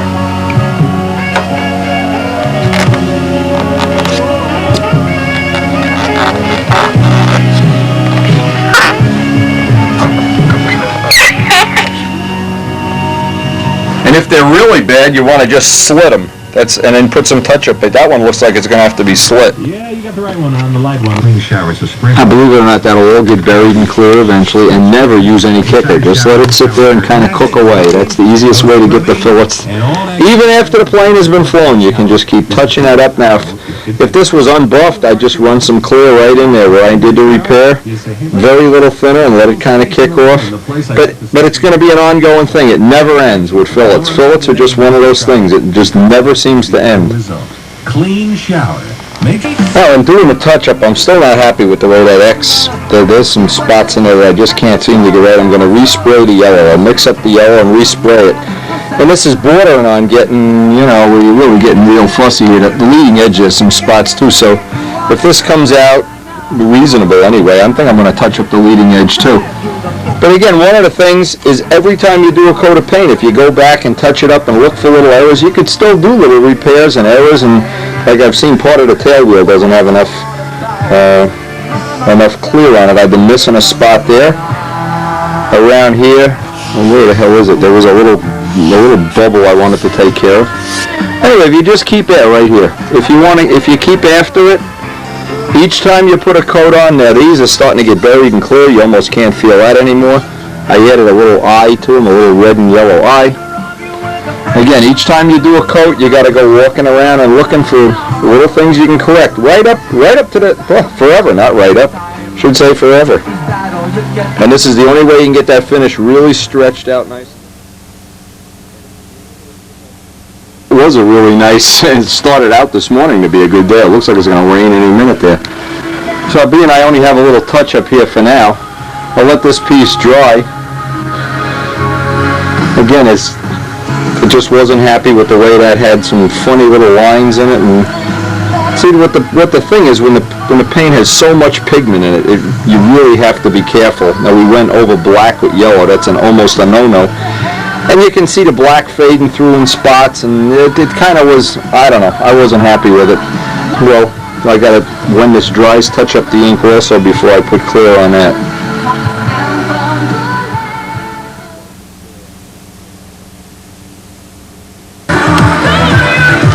Again, I don't know if you can see this on the tape, but here's the thing I'm unhappy with. See the little spots in the yellow that just aren't, well, I'm not happy with them anyway.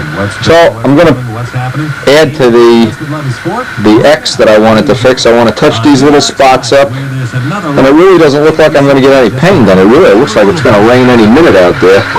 Kind of unhappy about that too. But anyway, I will get to do a lot more touching up, so always use it to your advantage. If you can't paint, touch up. And sometimes it's just one little thing. Now in this case, it's something that I think is going to be a focal point of the plane. As this plane comes at you, the leading edge, and I remember even seeing on the video how dramatic that yellow looked, even more with the red little gun ports there. So I don't really want to just compromise here. I just don't want to have it that it's almost perfect, and even these little spots here. Especially if you have a day you really can't do a whole lot extra, hey, this is a good way. Maybe this little extra day of touching up will be a big factor in how the overall impression of the plane is. Again, I realize this borders on being a little fanatical, but I really do want to make that push for something special. I really just don't want to have, well, it's okay, but hey, and everything else. I want it to really be special, and I'm really willing to pay that price, and that's exactly what it is, just pay the price. Well, I was waiting for these things to dry up, and it looks like I will be able to shoot some clear here. It's getting sunny. I didn't like the way the white outline looked, so I kind of played with this for a while with the thin pen, just to try to make that a little more realistic anyway. It's all these little details that when you add them all up, it may be just a detail here and a detail there, but eventually it all adds up and you get that dramatic impact of exactly what you're looking for. There'll be some showers around, a pretty good bet for that, maybe even a couple of good down. Now, I put this out here an hour ago. It's getting colder by the minute, though. It really has the look of snow. The reason I say this is the paint. Look what it's stinking. The paint really does dry up a lot slower out here, a lot slower. But it looks like it's drying up just fine.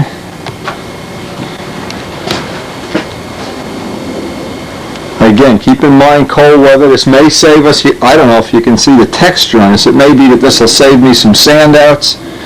Looking to see if any of those areas, this one here is bubbling up a little bit. But each time I do it, it gets to be less and less. So there's we're making some progress here anyway.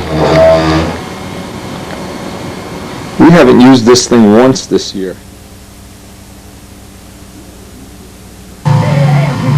Now in today's mail, got a nice letter from Kazi.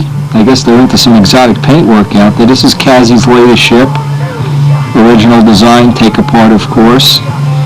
Kind of unique look. And notice the four-bladed prop. Now this is from my compadre Bud McKnight, showing a dollhouse he's built or helped build. And Bud, believe me, I know Joe Adamusco and I have both made dollhouses. We know what a labor of love this is. Anyway, run these pictures real quick. I also got some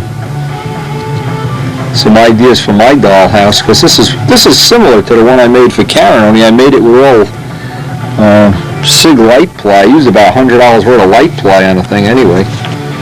Anyway, this looks even more detailed. It looks like it has lights. Martha Stewart would be proud of you, Bud. And believe me, Bud, we're using those same. We used them last night on Sabatino's plane.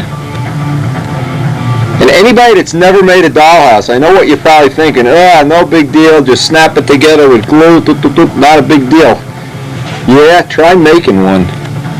Believe me, it's a labor of love. Trust me. Thanks a lot, Bud, and hey, good luck with the dollhouse.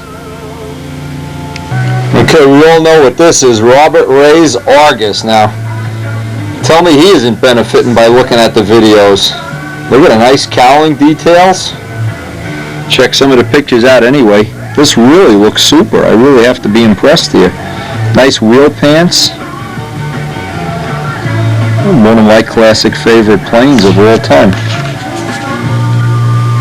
I hope he'll keep sending us pictures. Hey, this is a super plane. Just a super duper guy.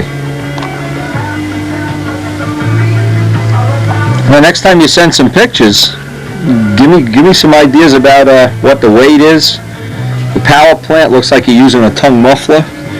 I know you're using our finishing it in silver technology, patented by Bonzo.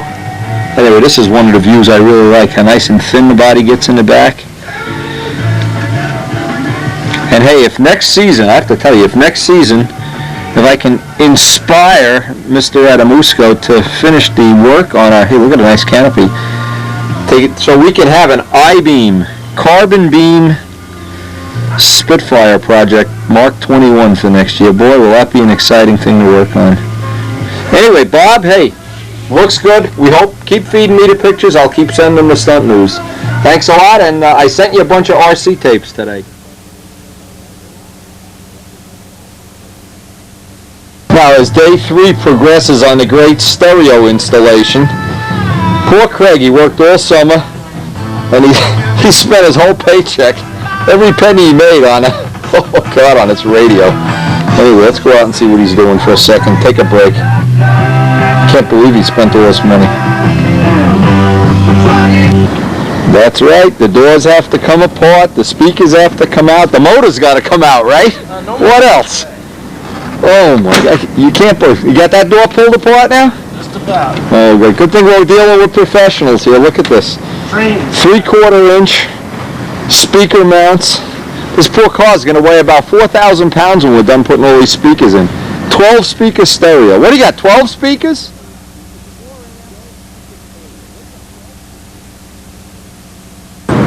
As we sit here working on this thing, the Searfire is in here freezing his ass off. It's gotten real cold in the last couple hours. What? Hey, just, you don't need the doors. Let's turn this thing into a 4x4. I don't know if I'm trying to get it. Maybe it's more. You know, John Parthia likes custom cars, but I know he would not approve of this repair. John, he's spending all my time and money. Ugh. Nightmare this turned out to be. We're putting 1,000 hours into this. Anyway, I did this little test the other day, and this material really looks like it's like a rock. It weighs almost nothing. We'll be giving this a try maybe on Robert's plane or on something. I'm going to be making a foam PM soon, and we'll try to use this in the real world, but it looks real good right now. It's sanded real nice, and the only problem is it's about the consistency of balsa wood. If you can put your fingernail in it, it didn't dry a lot harder, but it doesn't need to be any harder than balsa wood. When it's soft like that, it's almost like liquid balsa wood. The nice thing is I can get the shape on it, and then hit some thin CA on there. Maybe we will figure a way to keep these fillets under control. I don't know, but we did run that test, and it was interesting to see that. Anyway, we're going to go back. I'm basically going to kill the rest of this day. Let the Searfire dry up, and we're in radio speaker mode. It's unbelievable how long this is taking. Yes, I always like to do. I do it every year just to see for myself. I go buy a couple of packs of 4-0 steel wool. When the paint I think is hard enough, and you never know when it's hard enough, in this case it's been by a heating vent, I try to scuff it up. Steel wool really has some good benefits in the fact that you can get around corners and edges, but the problem with it is it leaves scratches, and I can just give you a little idea of what I'm talking about. Now, one of the ways real furniture refinishers work is they use steel wool and then they use some other material like rotten stone or something to knock that down. But if you then, right after that, take Gorham's and try to buff the part out, and of course the reason we're doing this, it's a rainy day out there. It's actually a terrible day, and we're still working on that crazy car. It ate up the whole day yesterday. But this radio, I can't wait. I hope he gets this radio playing. Anyway, if you get to the point where you can get the scratches out, see, as dope hardens and gets harder and harder and harder, a lot of times, if you were to put this away now for a month, I think you could use steel wool for the whole job. But I like to get moving, and the problem with this whole thing is with steel wool, at least for me, I always seem to leave the scratches, and maybe it's because I'm just rushing everything. But let's just get this polished up here so you can see. Now, even though the part is kind of smooth, you can still see the scratches in it, and that's the problem that I always run into.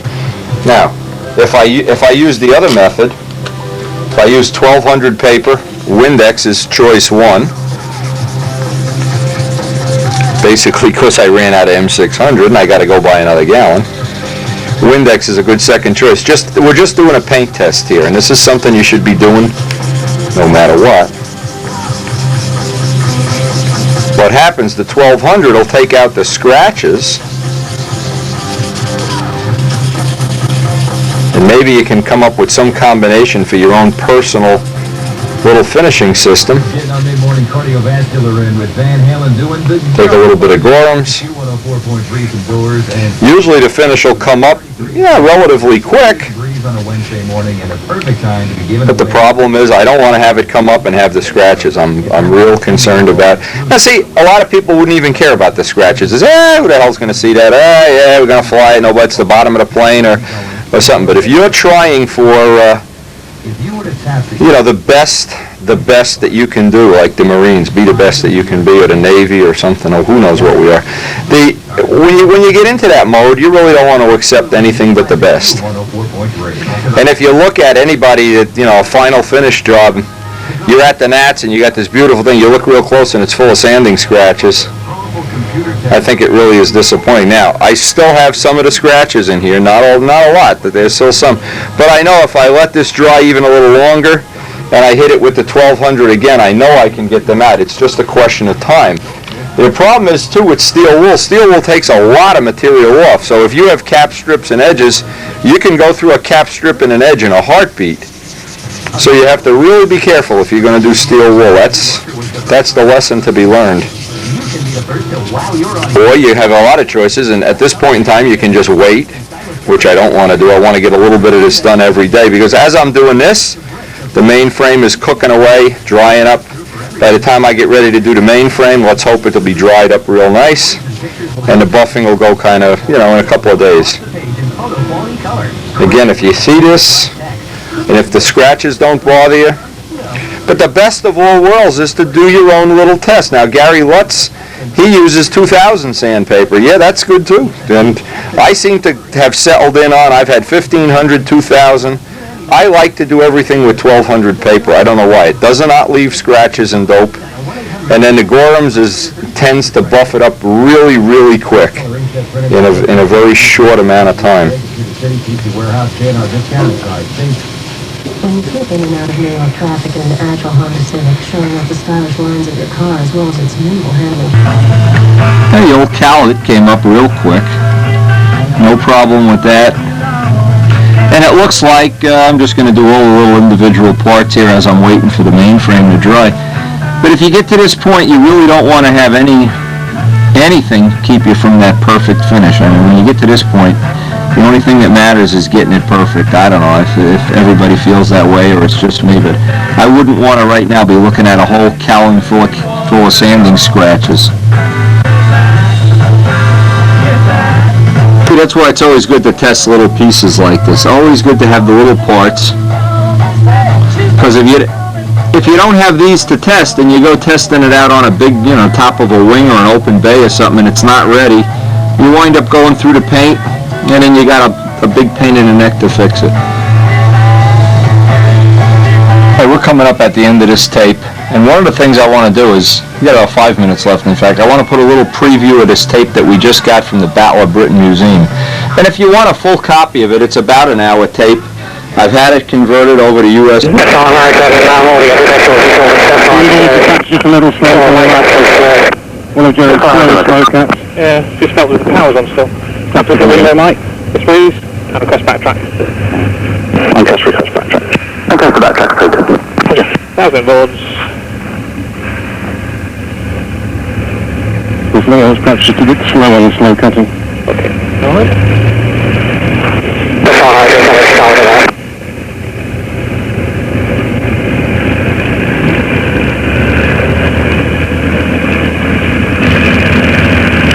minutes. 40 minutes. Touch. Pneumatics are about 460. No. Up on this space. Radio shutters.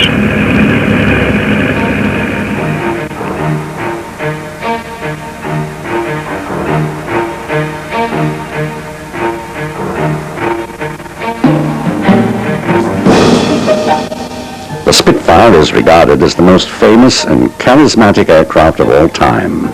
The first prototype took off at Eastleigh Airport on the 5th of March 1936. 60 years on, the Spitfire has stood the test of time. And with many still flying, it's still popular at air shows worldwide.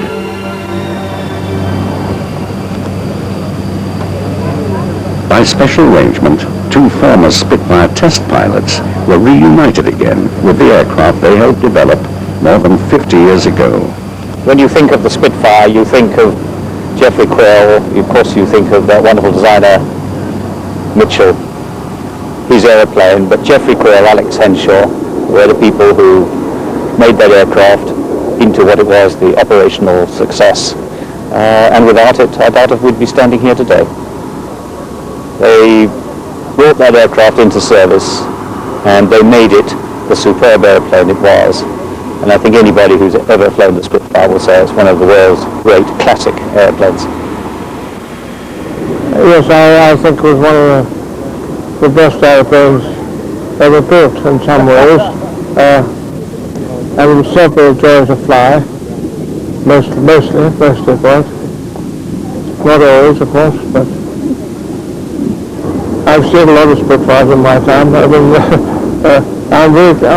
I'm just very glad to see there's one still preserved. That's an important thing.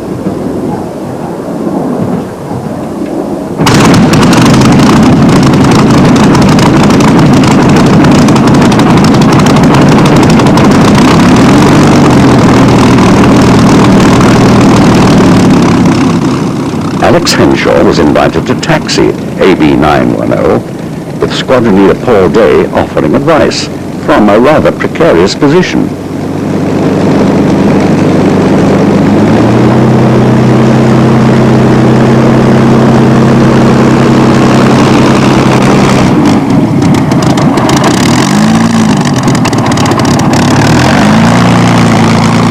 AB 910 came off the production line in 1941 and saw service with several squadrons throughout the war.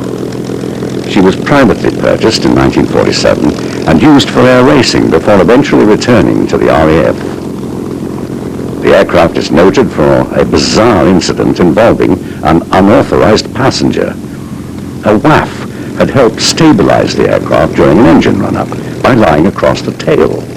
The pilot, who had forgotten she was there, took off and completed a circuit, only finding his windswept passenger after landing.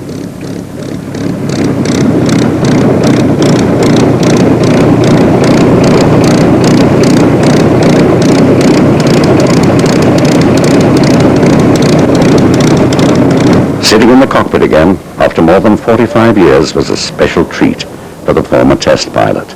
So the chance to fly once more could not be missed.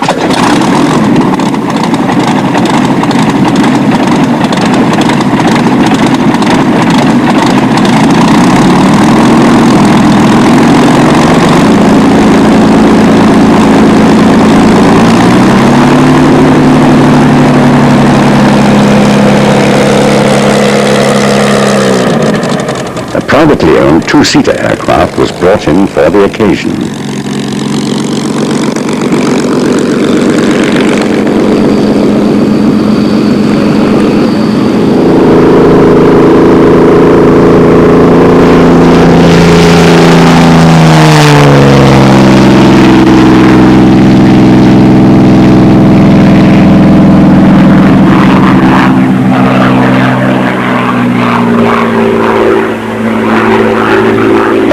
For everyone present was an unexpected low pass.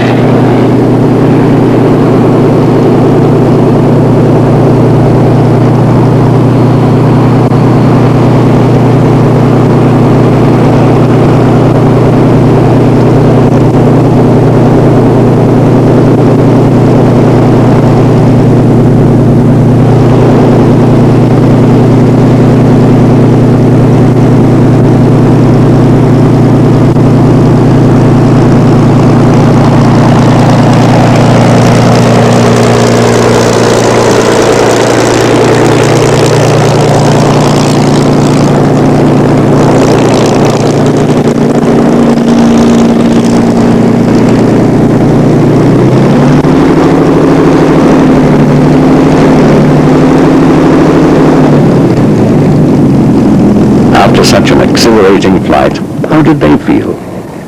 Oh, marvellous. Marvellous. Took me about 50 years. Wonderful. Absolutely terrific. He flew it, and I mean, really, from this morning when he taxied it all the way to flying it, he hasn't actually forgotten very much. It's just a pity we couldn't have picked a nice bright blue day. I mean, it really isn't very nice up there, but, you know, it was great and a huge privilege to fly with one of the two most famous Spitfire pilots ever going to be. Probably reasonable to say that whilst those two have been honoured, they probably haven't been honoured enough. Mind you, I'll tell you one thing, well, I hate that way down, mate. Well, indeed, It says of all the witnesses. You've got to be right. You can't get away with it, can you? That's the problem. Terrific. That sounded lovely. Sounded beautiful. A tiny bit more on trimming, I think. Do you think a little bit left? Well, I don't know, you see, I don't know. I suppose it's a long week, but I found all the controls heavy. Did you? They are heavy. I found them heavy. It's not the same animal. I thought, this is not a Spitfire. Yeah, but it's because the CG is so far Looking out over the window. You just got to be careful. We're taking bets on the side as to who flew that last one. It was very, very kind, but I didn't do anything. I just... I prefer you to say yes. That's right. The memorial flight has a collection of Spitfires, including the oldest airworthy example in the world. B-7350 is believed to be the 14th aircraft built at Castle Bromwich. She entered service in August of 1940 and flew in the Battle of Britain. To this day, she still carries battle scars and is a favorite of the pilots who now operate her.